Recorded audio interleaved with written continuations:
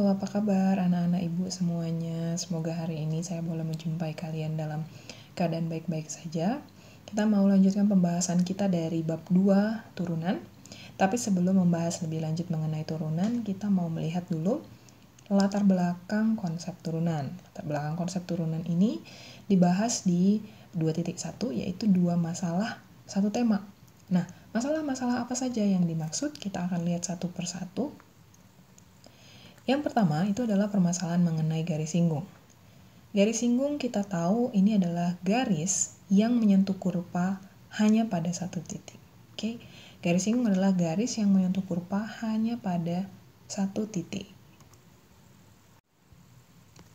Baik, di sini saya punya suatu kurva F yang digambar sedemikian ya, seperti ini dia ya. Nah, di kurva F ini saya letakkan titik P. Saya letakkan titik P di sebelah sini, oke. Dari titik P ini saya boleh gambarkan garis singgung yang menyentuh kurva hanya pada satu titik tadi ya, definisinya garis singgung. Jadi saya boleh gambarkan garisnya seperti demikian. Nah, ini namanya garis singgung. Kemudian saya letakkan titik Q. Oke, titik Q ini saya suka-suka saya mau taruh di mana aja boleh gitu. Saya taruh di sini bisa, saya taruh di sini bisa, saya taruh di sini juga bisa. Bisa dipindah-pindahin titik Q-nya. Tapi tetap titik Q ini ada di kurva ya, di kurva F yang tadi itu. Nah, selanjutnya ketika saya menarik garis di antara P dengan Q ini tadi, ada beberapa garis yang bisa saya tarik ya kan? Yang ini. Oke, yang ini juga bisa jadi garis lagi nih dari Q yang di sini. Yang satu lagi yang ini juga bisa jadi garis lagi. Oke, nah masing-masing garis ini tadi bukan lagi disebut sebagai garis singgung, melainkan garis sekant. Oke, bedain ya. Garis singgung itu dia hanya di satu titik. Sementara untuk garis sekant, dia itu ada di melewati 2 titik. Oke, melewati 2 titik. Nah, lanjut dari sini, kalau misalnya kita gambarkan di dalam grafik ya, dalam garis koordinat, tadi kita punya tuh si F-nya ya, si kurvanya ini F-nya. Terus udah gitu kita letakkan titik P di satu titik di sini misalnya. Oke. Nah, terus kita boleh notasikan P ini sebagai C ya, kita perpanjang ke sumbu X, dia nanti ada di jatuhnya di C. Kemudian kalau ini kita perpanjang ke sumbu Y, nanti jatuhnya di FC. Ya tentu saja kan kalau misalnya ngambil X-nya di sini, ini jadi FC-nya gitu kan. Jadi notasi koordinat dari si P ini diberikan oleh C, FC. Oke. Nah, terus kita punya titik Q. Q-nya di sebelah sini. Kita pengen tahu notasinya di mana. Caranya adalah dengan memperpanjang Q ini ke sumbu X. Oke. Sehingga didapat bahwa di sumbu X, Q ini secara koordinat itu ada di C plus H. Kita misalkan saja jarak antara C dengan titik yang baru ini adalah H. Jadi titik yang baru ini diberikan oleh C plus H. Oke, kalau gitu di sumbu Y dia nanti di mananya gitu kan? Otomatis ya kita ngambil nilai C plus H ini kita masukkan ke dalam F-nya ya kan?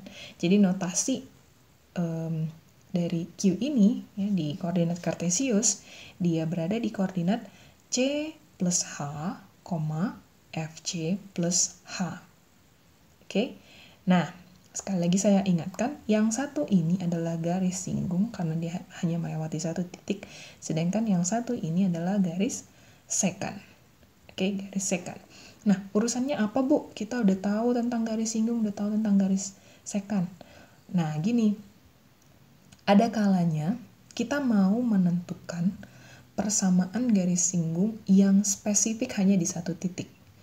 Jadi kita mau satu titik gitu, kalau ini kan ceritanya jadi 2 titik nih ya kan, tapi pendekatannya itu masih belum bisa dirumuskan kalau demikian. Oke, jadi kita mau cari perumusannya nanti seperti apa.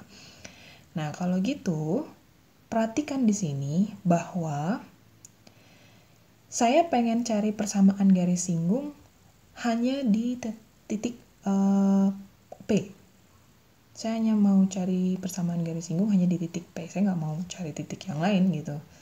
Jadi, salah satu caranya adalah dengan membuat jarak antara P dengan Q ini menjadi semakin dekat. Oke, membuat jarak antara P dengan Q ini menjadi semakin dekat.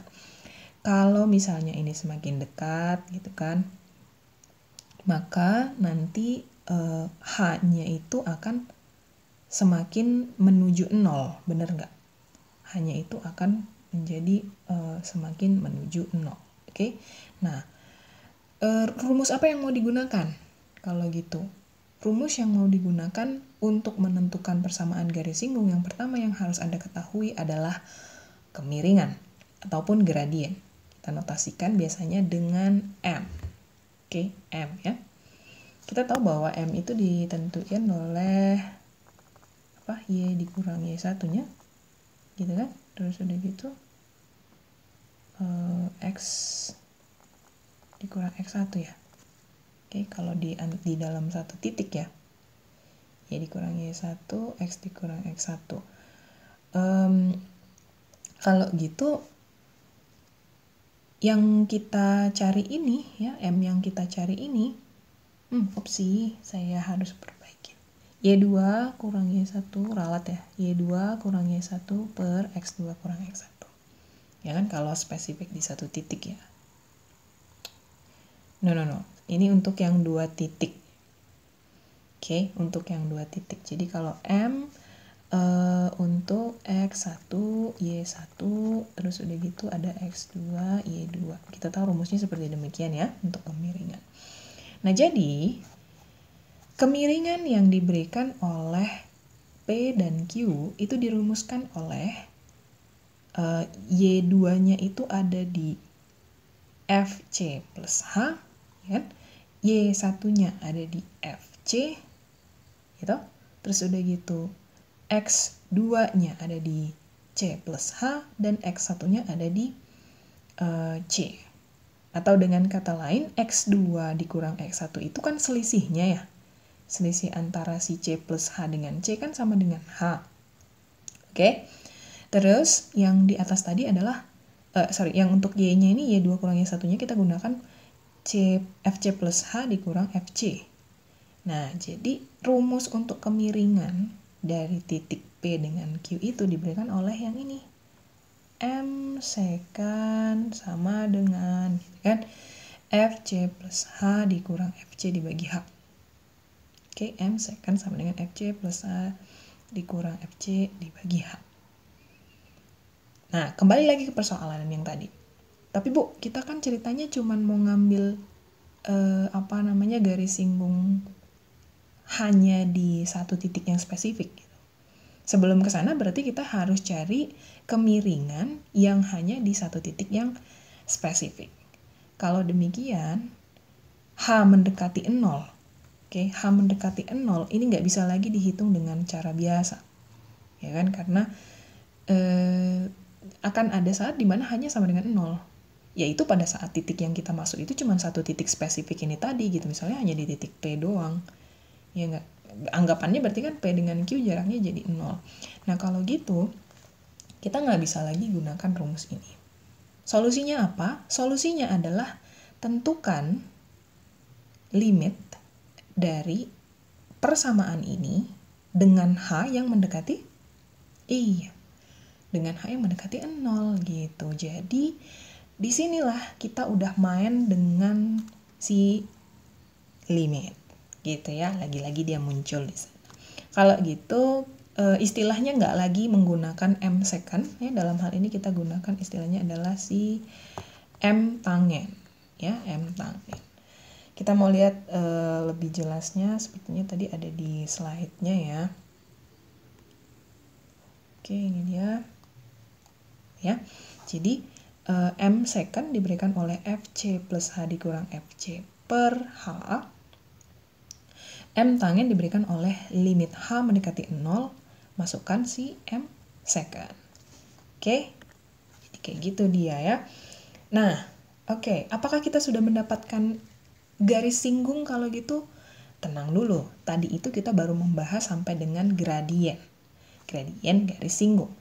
Oke. Sementara garis singgung sendiri ya, definisinya adalah garis singgung pada kurva F di titik P yang diberikan oleh koordinat CFC adalah garis yang melalui titik P dengan kemiringan M tangen yang sama dengan limit H mendekati 0 M second, atau ini sama dengan limit H mendekati 0 dari FC plus H dikurang FC per H, asalkan limit ini ada dan bukan tak hingga ataupun negatif tak hingga. Oke, jadi ceritanya kita kalau mau menentukan persamaan garis singgung, ya persamaan garis singgung, kita harus tahu si kemiringannya tadi, harus ada. Yang pertama ya, harus tahu atau harus ada gradien ataupun kemiringan.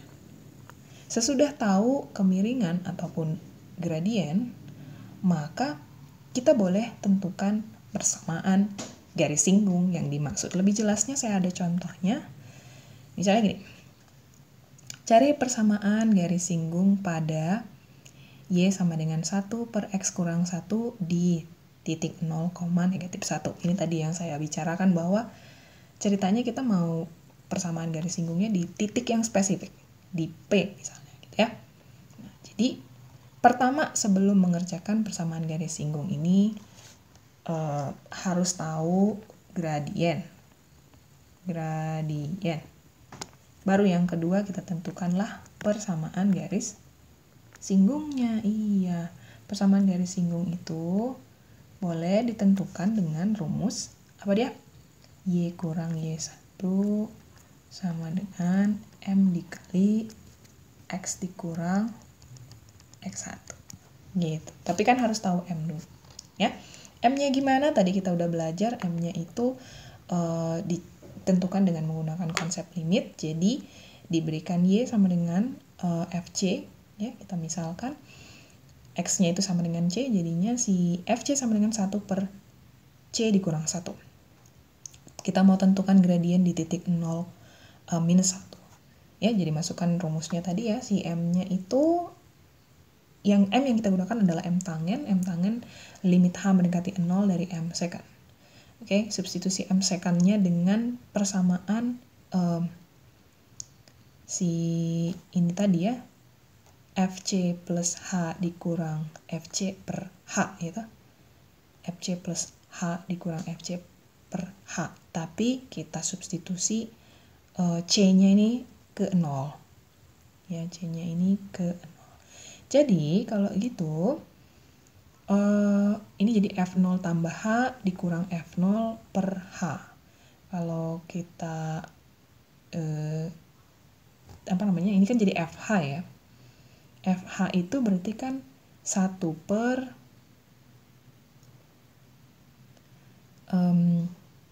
H kurang 1 ya. 1 per H kurang 1. Dikurang 1 per min 1. Jadi min 1 ya. Oke, 1 per H kurang 1 dikurang min 1. Terus H-nya kita tetap tulis H di sebelah sini ya. Dari ini langkah 2 ke langkah 3 ya. Jadi hasilnya demikian ya yang terakhir ini. Oke, habis itu kalau mau dibuat ke langkah selanjutnya jadi boleh kayak gini, 1 per 0 ditambah H-1 dikurang gitu kan F0. F0 itu berarti dengan mensubstitusi 0 ke C kita dapat minus 1 kan. Minus 1 dibagi H. Oke, ke langkah selanjutnya. Ini kan ceritanya sebelum ke sini ya, sebelum ke langkah yang ini. Ini ceritanya tuh adalah 1 per H-1. Oke, terus ditambah kan. Min kan jadi tambah ya, tambah 1.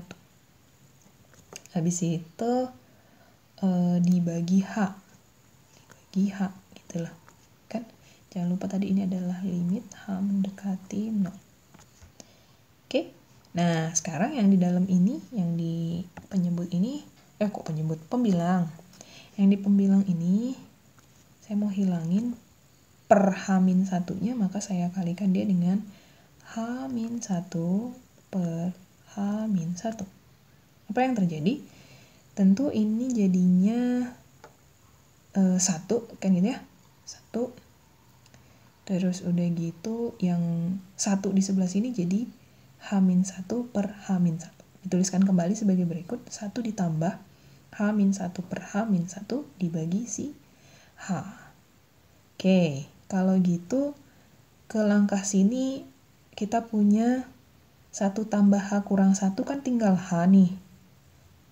Tinggal H, jadi H per H-1 per H. Kalau pembagian yang demikian kan ininya penyebut ini. Pembagian yang ini tadi ya, yang terakhir ini tadi boleh dituliskan kembali sebagai gitu kan, H per H-1 dibagi H per 1. Boleh kayak gitu ya. Nah, penyederhanaannya ini adalah bentuknya itu 1 per H dikali dengan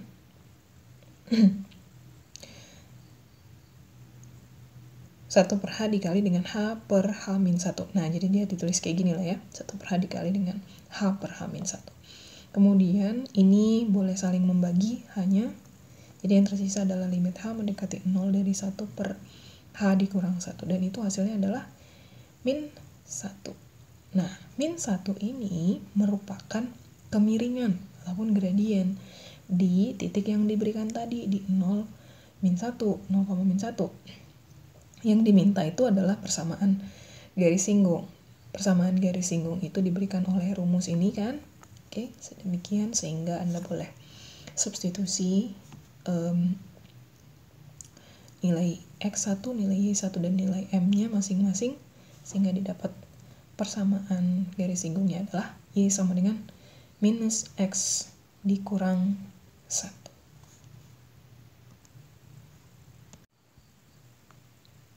Nah, persoalan selanjutnya itu adalah persoalan mengenai kecepatan.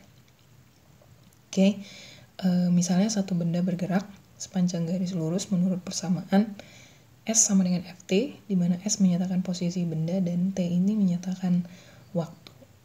Misalnya kita bawa mobil. Nah, dan jarak yang ditempuh itu adalah sebesar 80 km dalam waktu tempuh selama 2 jam. Biasanya kita menyatakan bahwa kecepatan yang ditempuh itu sama dengan 80 per 2, kan gitu kan? Sama dengan 40. Jadi, kecepatan yang kita tempuh adalah sebesar 40 km per jam. Sebenarnya secara umum kita nggak bisa bilang seperti itu karena pada saat mengemudikan mobil ini kan ada saatnya speedometernya itu menunjukkan angka misalnya 60 km per jam gitu kan, atau mungkin angkanya jadi 30 km per jam, atau mungkin tiba-tiba jadi 20 km atau bahkan jadi 0. Nah, hal-hal seperti itu mungkin terjadi di dalam aplikasi secara nyata gitu pada saat kita pergi bawa mobil ini. Nah, kalau gitu kita pengen tahu bagaimana kecepatan yang diberikan oleh mobil itu pada saat waktu-waktu tertentu ataupun waktu-waktu yang spesifik. Oke. Nah, kalau yang demikian kita boleh lihat konsep mengenai kecepatan. Ya, saya ambil dari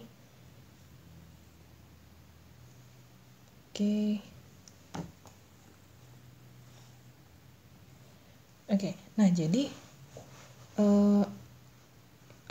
ini salah satu contoh yang paling persis ya. Misalnya ada satu benda, ada satu benda yang dijatuhkan di dalam ruang hampa udara. Di dalam ruang hampa udara. Nah, benda ini menunjukkan apabila dari keadaan diam jatuhnya itu sejauh 16 T pangkat 2 kaki dalam T detik. Nah, selama 1 detik pertama boleh dikatakan bahwa benda itu jatuh sejauh 16 kaki. Kemudian selama 2 detik pertama benda itu jatuh sejauh 64 kaki. Jadi kalau misalnya di dalam kurva itu dia boleh dimodelkan kayak gini ya. Jadi dia nggak berupa persamaan garis lurus, tapi agak melengkung gitu dia ya. Oke. Nah, kita tahu bahwa kecepatan rata-rata itu dihitung dengan menggunakan jarak per waktu ya. Jadi jarak yang saya maksud dengan jarak itu selisih jaraknya dibagi dengan selisih waktu. Oke, selisih jarak dibagi dengan selisih waktu. Jadi kali ini saya ambil kecepatan di antara dua titik waktu yang diberikan gitu ya, antara T1 sampai dengan T2. Jadi kita gunakan P-nya itu jatuh sejauh 64 dikurang 16, selisihnya adalah 48 kaki. Dan waktu yang diberikan itu adalah 2 dikurang 1. Selisih waktu yang diberikan adalah 2 dikurang 1. Jadi ini ditentukan ya kan? Maka hasilnya adalah 48 kaki per detik. Oke. Tapi tadi ceritanya kita mau menentukan kecepatan di satu titik yang spesifik, ya nggak? Bisa ditentukan, caranya adalah dengan memperkecil interval waktu yang diberikan. Jadi kali ini saya kecilkan intervalnya dari T sama dengan 1 sampai dengan T sama dengan 1,5. Oke, tentukan jarak benda jatuhnya ini tadi, berarti selisihnya ditentukan oleh 16 dikali 1,5 pangkat 2 dikurang 16 kan gitu kan. Nah, itu hasilnya sama dengan 20, kemudian selisih waktunya diberikan oleh 1,5 dikurang 1 sama dengan 0,5. Hasilnya adalah 40 kaki per detik. Oke. Nah, semakin kita kecilkan lagi, akan semakin dekat juga perkiraan kita untuk kecepatan di satu titik yang spesifik. Dalam hal ini kita mau mengambil titik P misalnya ya, pada saat T sama dengan 1 gitu. Kita mau mengambil pada saat T sama dengan 1. Jadi, ketika kita kecilkan lagi intervalnya, yaitu antara 1,1 dengan 1, didapatlah kecepatan rata-rata yang sama dengan 33,6. Nah, ketika kita kecilkan lagi antara 1 dengan 1,01, didapat hasil yaitu 32,16 kaki per detik. Secara perkiraan, kita bisa bilang bahwa pada saat T sama dengan 1, kecepatannya itu diberikan oleh kecepatan sesaat ya, kecepatan sesaatnya itu diberikan oleh 32. Itu secara ini ya, menerka gitu. Kita nggak tahu apakah benar atau enggak, tapi kayaknya karena makin kecil kayaknya dia 32 gitu. Nah, tapi untuk memastikan tebakan itu, terkaan itu, kita gunakan di sana yaitu konsep limit. Ya enggak? Kenapa? Karena kan selisih T-nya semakin mendekati si 0. Oke. Kita lihat dulu ke slide-nya ya. Jadi, dalam hal ini untuk menentukan kecepatan sesaat dari benda yang bergerak di sepanjang garis koordinat dengan posisi Ft itu diberikan oleh V sama dengan limit H mendekati 0 V rata-rata, yang ini sama dengan limit H mendekati 0 dari Fc plus H dikurang Fc per H. Oke, ini sebenarnya sama dengan selisih jarak gitu ya, dibagi dengan selisih waktu. Oke, dan ini boleh digunakan asalkan limitnya ada dan bukan tak hingga ataupun negatif tak hingga. Lebih jelasnya ada contoh di sini ya. Jadi ada satu benda. Benda ini diam tapi kemudian jatuh dikarenakan adanya gaya berat, di mana diberikan oleh persamaan 16T pangkat 2 kaki dalam T detik. Yang diminta adalah tentukan kecepatan pada saat T-nya sama dengan 3,8 detik dan pada saat T-nya sama dengan 5,4 detik. Nah, untuk yang ini kan kita ceritanya menentukan kecepatan sesaat ya, jadinya ya, untuk spesifik di T sama dengan 3,8 dan T sama dengan 5,4. Kita tahu bahwa kecepatan sesaat tadi boleh digunakan rumus yang tadi ya, yang limit H mendekati 0 F C plus H dikurang FC dibagi dengan si H. Dalam hal ini H mendekati 0 ya, jangan lupa. Terus udah gitu ketika diberi FC plus H dimasukkan ke fungsi ini kan jadinya 16 dikali C plus H pangkat 2 ya kan, dikurang 16C pangkat 2 dibagi dengan H. Oke, di sini kita boleh lihat bahwa ini boleh saling cancelasi karena satunya tanda positif, satu tanda negatif ya toh.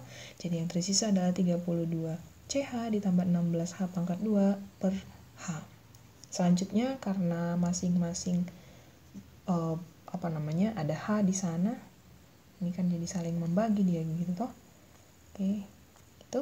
Jadi di langkah selanjutnya kita punya limit H mendekati 0 dari 32C ditambah 16H. Oke, untuk H mendekati 0 didapat hasilnya sama dengan 32C. Nah, hasil ini adalah kecepatan sesaat secara umum. Yang mau ditentukan itu adalah pada saat T-nya spesifik di 3,8 dan juga di 5,4. Berarti tinggal substitusi C-nya ke dalam 3,8 dan C yang ke dalam 5,4. Sehingga pada saat T sama dengan 3,8, kecepatannya adalah 121,6 kaki per detik, dan pada saat T sama dengan 5,4, kecepatannya adalah 172,8 kaki per detik. Kaliin aja ya. Oke, ini persoalan yang merupakan latar belakang dari konsep turunan. Oke, dua persoalan yang sama tapi menggunakan konsep yang menjadi pengantar dari topik mengenai turunan. Jadi habis ini kita akan bahas mengenai turunan ya. Nanti topiknya akan dilanjutkan, dan atas perhatian dan antusiasmenya untuk menonton video ini saya ucapkan terima kasih.